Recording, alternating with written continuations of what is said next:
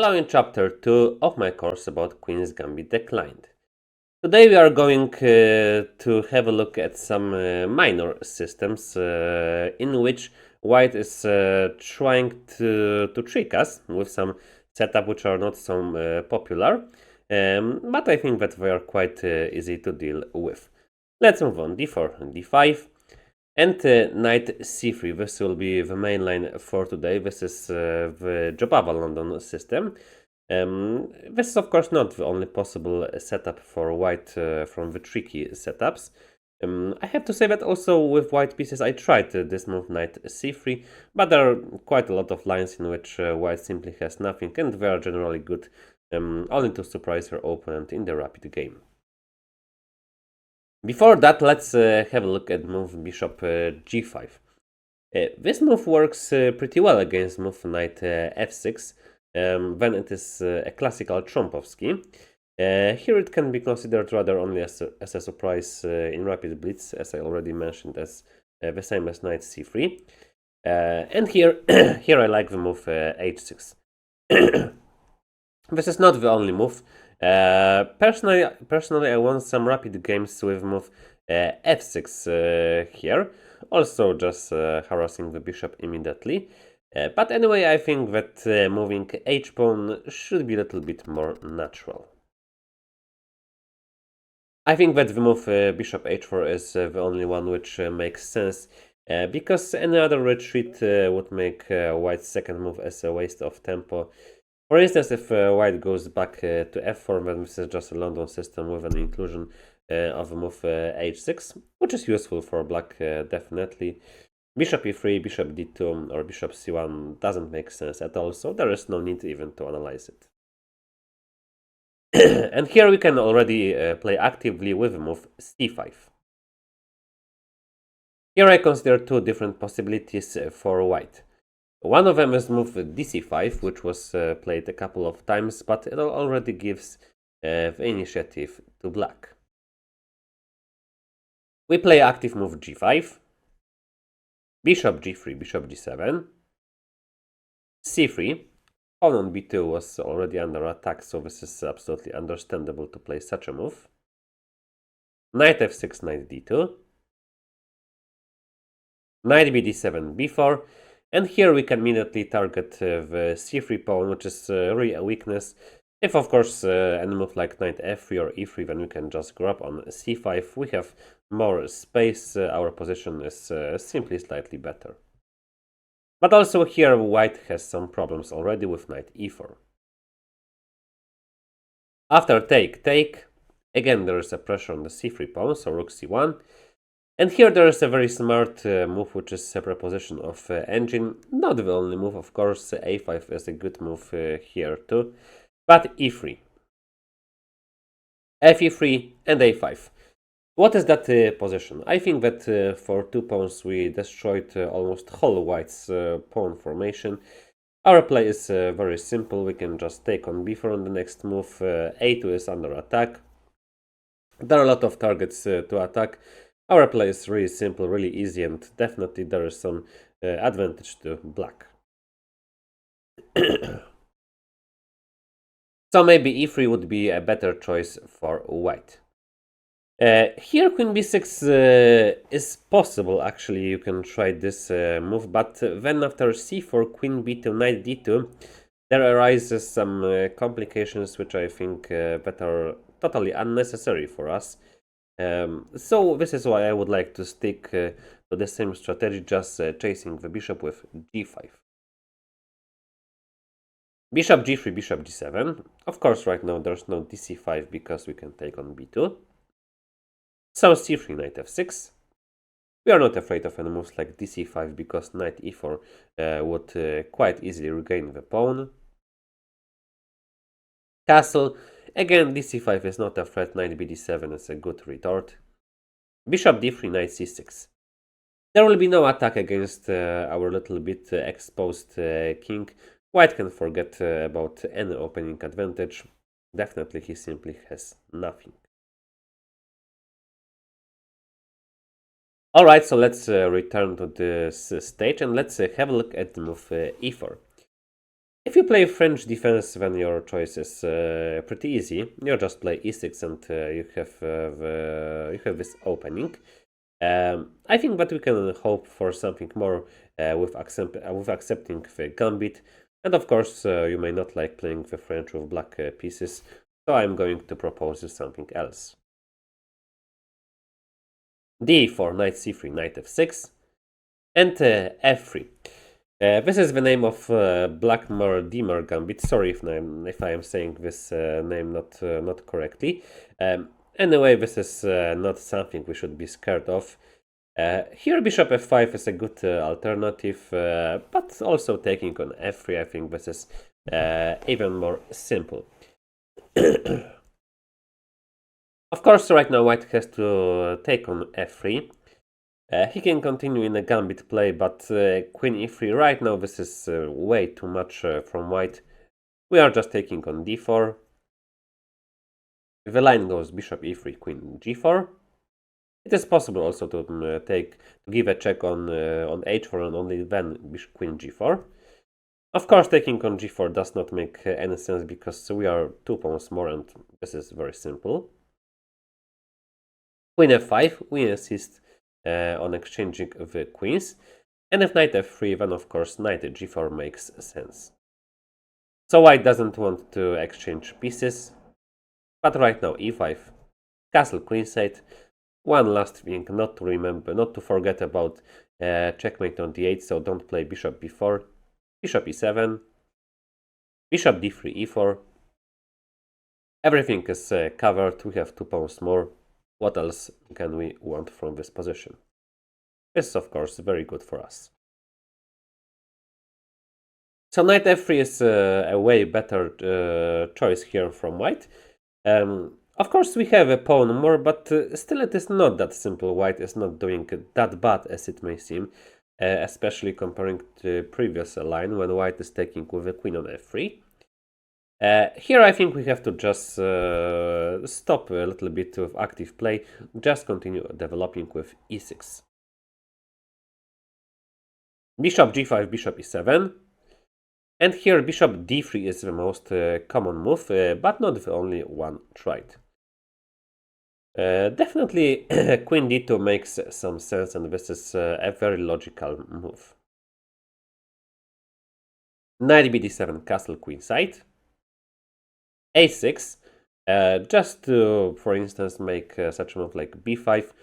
Also, we are not in a hurry to castle kingside. Bishop d3 and h6. Nice little moves from black like a6 and h6. This also shows that this position is not that dangerous as white would like to have. After bishop f4, b5. Queen e2, bishop b7, knight e5, b4, and white's compensation can be only sufficient in a blitz game. Generally, this is of course a pawn more and absolutely perfect play for black. So let's have a look at the move bishop d3. This makes more sense. Now I like the move knight c6. This is not with a threat of taking on d4, because right now this is actually not a threat. After knight d4, queen d4, there comes pretty simple tactics, bishop b5, winning the queen. But this is rather just to plant the knight on d5 after knight b4. So a3 is the move white has to play. If queen d2, this is very much cooperative, and this is not something that can be recommended for white. Of course, knight b4. Very simple idea. After bishop c4, castle queenside. Knight bd5, rook he1. Right now black is very well consolidated. He has the chance to play the move bishop b4. A pawn more, and also a very good position. So again, this is just fine for us. So a3 is, as I already mentioned, the best idea for white. After knight d5, we are trying to exchange some pieces. Knight c7, queen d2. Knight c3, queen c3, bishop d7. White will be fighting for equality, which is not far away from them. So this is generally the best line for white. This is why I also consider it as a main line. But for sure there is nothing to complain from our side. Alright, so those were a lot of minor variations, a lot of minor lines. Let's move on to the move knight c3, which is a little bit more serious attempt from white. We continue knight f6. And here, of course, white again has a choice. He can choose between bishop f4 and the move bishop to g5. Let's start with the move bishop g5. I chose to play here move knight bd7. We should not allow to double the pawns on f6 after, for instance, h6 or anything like that. Also, e6 can be not to everybody's taste. Again, after e4, we have a classical variation of the French defense, which is totally outside of our repertoire. But of course, if you are playing this against the move e4, then you can just play e6 and you can be happy. So knight bd7, and here let's have a look at 3 different moves. Let's start with move f3, then c6, and e4. White is trying to create some strong center, and he succeeds with that. e4 is already played, but black can counter it in a very good way. e5. This is a very smart play. 2 different options from white. One is the move knight f3, and after h6, bishop h4, queen a5. This is a standard move in this line, so we have to remember it. Queen d2, bishop b4, and there is plenty of active play. Definitely, this is very good position for black. So e5 is a more common try. And here actually you can just take on e5 if you're okay with that. This would result in an equal endgame. And here black, but here black can think about something even more than only equalizing with a move queen a5. Very smart move. Of course, ef6, queen g5, fg7, bishop d7. This completely cannot be recommended for white. This is outright, but black definitely has something more than only compensation for the pawn. gf6, e6. This is at least the try to mix the things up, but this does not succeed. We are playing very accurately with move knight e5. ef7, king f7. This is very well played by black. Knight f3, bishop a3, and black simply has the advantage. ba3, then of course queen c3, and white is in a big trouble. So I think that the move f3 does not work at all. Let's have a look at the move queen d3. This of course aims to castle queenside and start some rapid play in the center or on the king side. But again we have a good counter with move c5. Let's have a look what happens if white just castles queenside. This is popular, but I would not go for such a position with white. But again, there is a very precise move order. First h6, bishop f6, and only here move c4. White does not have the time to retreat with the bishop because, of course, queen is hanging. He can just take a pawn with bishop e7, but then bishop e7, queen g3, knight f6, e4, castle kingside, and black has very good compensation for the pawn. Bishop pair, very good development, and white still has nothing on kingside, so this is for sure something much more easy to play with black.